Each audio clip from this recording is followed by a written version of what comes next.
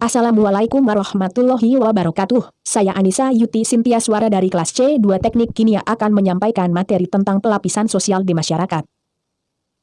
Yang akan dibahas pada presentasi ini yaitu pengertian masyarakat, pengertian pelapisan sosial, dasar pembentukan lapisan sosial masyarakat, unsur pembentukan, kriteria penentuan, proses terjadinya, fungsi, dan dampak yang terjadi dengan adanya pelapisan sosial di masyarakat. Pengertian masyarakat, society, adalah sekelompok orang yang membentuk sebuah sistem semi tertutup atau semi terbuka, di mana sebagian besar interaksi adalah antara individu-individu yang berada dalam kelompok tersebut. Pengertian pelapisan sosial, 1. Menurut Pipirim Silokin adalah perbedaan penduduk atau masyarakat ke dalam lapisan-lapisan kelas secara bertingkat, hierarkis. 2. Menurut Dr. Andus Robert M. Z. Lawang adalah penggolongan orang-orang yang termasuk dalam suatu sistem sosial tertentu ke dalam lapisan-lapisan hierarkis menurut dimensi kekuasaan, privilege dan prestise. 3.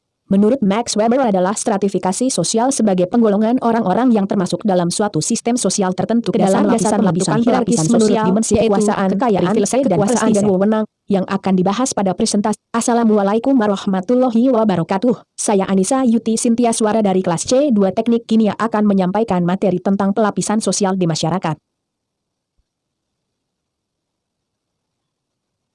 Yang akan dibahas pada presentasi ini yaitu pengertian masyarakat, pengertian pelapisan sosial, dasar pembentukan lapisan sosial masyarakat, unsur pembentukan, kriteria penentuan, proses terjadinya, fungsi, dan dampak yang terjadi dengan adanya pelapisan sosial di masyarakat. Pengertian masyarakat, society, adalah sekelompok orang yang membentuk sebuah sistem semi tertutup atau semi terbuka, di mana sebagian besar interaksi adalah antara individu-individu yang berada dalam kelompok tersebut. Pengertian pelapisan sosial, 1. Menurut Pipirim Silokin adalah perbedaan penduduk atau masyarakat ke dalam lapisan-lapisan kelas secara bertingkat, hierarkis. 2. Menurut Dr. Andus Robert M. Z. Lawang adalah penggolongan orang-orang yang termasuk dalam suatu sistem sosial tertentu ke dalam lapisan-lapisan hierarkis menurut dimensi kekuasaan, privilege dan prestise. 3. Menurut Max Weber adalah stratifikasi sosial sebagai penggolongan orang-orang yang termasuk dalam suatu sistem sosial tertentu ke dalam lapisan-lapisan hierarkis menurut dimensi kekuasaan, privilege dan prestise. Dasar-dasar pembentukan pelapisan sosial, yaitu kekayaan, kekuasaan dan wewenang, kehormatan, dan ilmu pengetahuan. 1. Kekayaan. Kekayaan merupakan materi yang dimiliki oleh seseorang. Semakin banyak materi yang dimiliki oleh seseorang maka makin tinggi strata sosialnya. Begitu pula sebaliknya, semakin sedikit jumlah materi yang dimiliki semakin rendah strata sosialnya. Kekayaan seseorang dapat dilihat dari tempat tinggal, gaya hidup, dan barang-barang yang dimilikinya. 2. Kekuasaan dan wewenang. Seseorang yang memiliki kekuasaan dan wewenang berada pada lapisan strata sosial yang tinggi. Kekuasaan dan wewenang memiliki hubungan dengan kekayaan, sebab kekuasaan dan wewenang mendatangkan kekayaan. 3. Kehormatan. Seseorang yang dihormati berada pada strata sosial yang tinggi.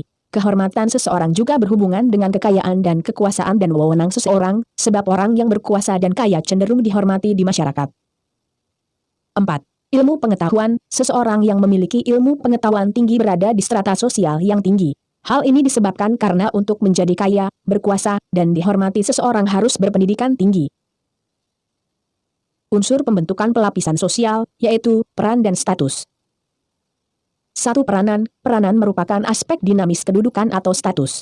Dalam kehidupan di masyarakat, peranan diartikan sebagai perilaku yang diharapkan oleh pihak lain dalam melaksanakan hak dan kewajiban sesuai dengan status yang dimilikinya. Status dan peranan tidak dapat dipisahkan karena tidak ada peranan tanpa status, dan tidak ada status tanpa peranan. 2. Status. Status adalah posisi sosial yang merupakan tempat di mana seseorang menjalankan kewajiban-kewajiban dan berbagai aktivitas lain, yang sekaligus merupakan tempat bagi seseorang untuk menanamkan harapan-harapan. Dengan kata lain, status merupakan posisi sosial seseorang dalam suatu hierarki. Kriteria penentuan status. 1. Menurut Talcott Parsons, kelahiran, mutu pribadi, prestasi, pemilikan, dan otoritas. 2. Menurut Ralph Linton, ascribed status, diperoleh seseorang tanpa usaha tertentu, achieved status, diperoleh karena suatu prestasi tertentu, dan assigned status, dimiliki seseorang karena jasa-jasanya terhadap pihak lain. Proses terjadinya pelapisan sosial. 1. Terjadi dengan sendirinya. Proses ini berjalan sesuai dengan pertumbuhan masyarakat itu sendiri. Adapun orang-orang yang menduduki lapisan tertentu dibentuk bukan berdasarkan atas kesengajaan yang disusun sebelumnya oleh masyarakat itu, tetapi berjalan secara alamiah dengan sendirinya. Oleh karena itu sifat yang tanpa disengaja inilah yang membentuk lapisan dan dasar daripada pelapisan itu bervariasi menurut tempat, waktu, dan kebudayaan masyarakat di mana sistem itu berlaku dua. Terjadi dengan sengaja sistem pelapisan ini dengan sengaja ditujukan untuk mengejar tujuan bersama. Dalam sistem ini ditentukan secara jelas dan tegas adanya kewenangan dan kekuasaan yang diberikan kepada seseorang. Fungsi pelapisan sosial, 1.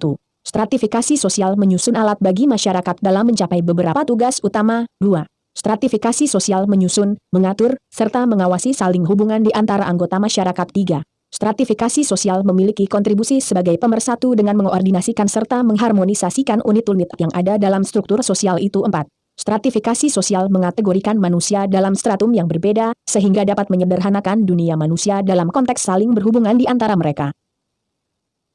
Pelapisan sosial memiliki dampak baik dampak positif maupun negatif. Dampak positif, adanya kemampuan dari setiap individu di dalam masyarakat untuk bersaing, berpindah kasta, sehingga mendorong setiap individu untuk berprestasi, bekerja keras meningkatkan pemerataan pembangunan setiap daerah, baik atas usulan masyarakat di wilayah tersebut atau pemerintah guna menghilangkan kesenjangan sosial.